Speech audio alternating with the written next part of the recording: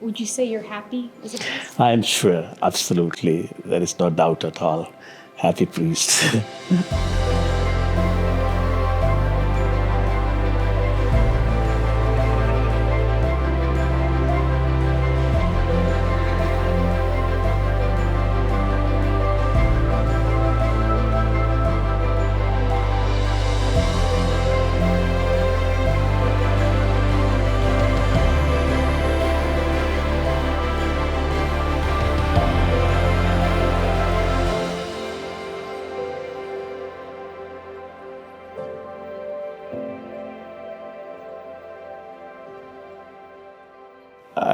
My house used to be near the church, so when I came out of my home, I saw with two priests are going actually.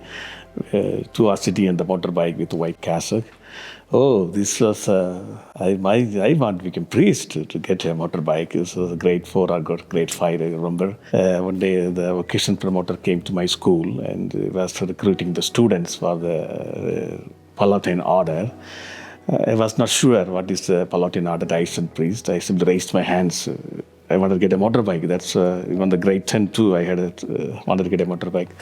So that went to my head. I continued my formation, and 13 years of long formation. Really worth way of saying yes to God, and so feel happy today. I have two sisters, one brother. I was the baby at home, and my parents were so much loving me, and I was spoiled child actually.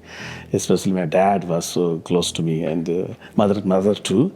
So when I left the seminary, I was feeling homesicknesses, and I thought I have to go back. This is not my place, because I saw all the strangers here. All over the India, the 67 students came to seminary. They were talking different languages. I only speak only Tamil. I don't know English too. Then I remember exactly the month of July, the 27th, I believe, and I went and knocked the formator's room, and I literally cried to him.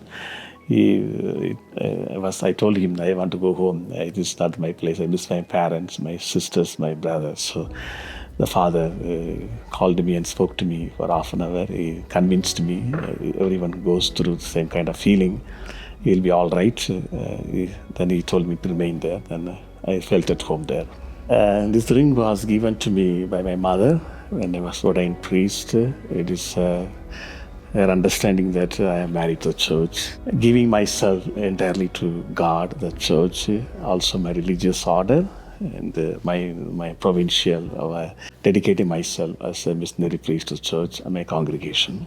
It was the first mass.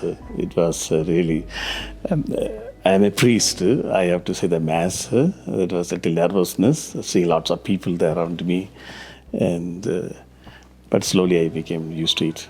It was, I am ordained priest. Now I can bless the people. I can preach the sermon. India is, once you become priest, they will come and kiss your hand. The new priest will hand with the people will kiss and go. That was really excitement. Hearing confession, I will never say to anyone to know. Anybody asks, if in the middle of the night also someone wants confession, I'll be ever willing to help, even though I had a wonderful experience. I was crying with a penitent, that kind of inspiration when you hear the confession. I was the first time when I came to Canada at work at Holy Family. The lay people were distributing the communion. The Indians cannot really accept it. There in India, only the nuns and priests will distribute the communion. That was a very shock for me. But I was told it is here, so I begin to accept. Lay people never touch the host, the Blessed Sacrament. Only priests and nuns will do it. Even though we have big attendance in India, even 2,000 plus people are there, there will be always several priests or nuns will distribute the communion, not the lay faithful. Yes, everyone is needed for the salvation of the souls, not only priests and nuns, even though lay faithful. Wherever I worked, I'm trying to promote this one. I tell them, wherever I worked, I told them, I'm not the boss here. When I reach any parishes for first time, I will tell them, I'm not the boss, we are all together. I need you. Try to encourage the lay people to participate more fully. Best thing is to communicate to the formator the seminarian, anybody is going through this kind of struggle, is for someone we can communicate. Maybe the spiritual director, go and say to the father, whoever is, just communicate. Don't struggle by yourself. Once you communicate, then you are giving your thoughts to the priest, and the priest can convince you, can inspire you, like me. I am really excited. My motto was, at the footsteps of Jesus. That's my motto when I took my ordination. God sent me different places. The 24 and a half years priest. I worked in India, I worked in France. In the last 14 years, I am working in Canada. So God has called me. I am following His footsteps. So wherever He leads me, I will go.